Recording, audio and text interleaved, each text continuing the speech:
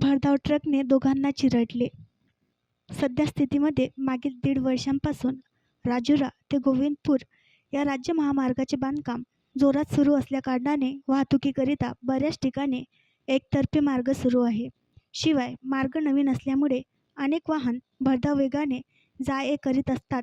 त्यामुळे या मार्गावर लहान मोठे अपघात होतच राहतात. या अगोदरसुद्धा अनेक अपघात या महामार्गावर झाल्याचे निदर्शनास आले आहे.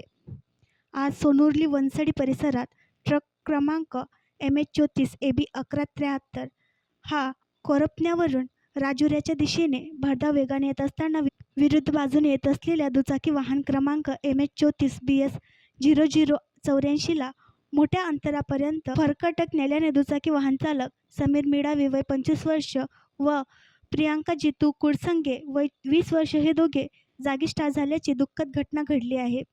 घटनेची माहिती पोलिसांना कळताच कोरपणा पोलीस स्टेशनचे ठाणेदार एकाडे घटनास्थळी दाखल झाले. घटनेचा पंचनामा करून शवविच्छेदनकरिता पाठवण्यात आले. पुढील तपास कोरपणा पोलीस करीत आहे.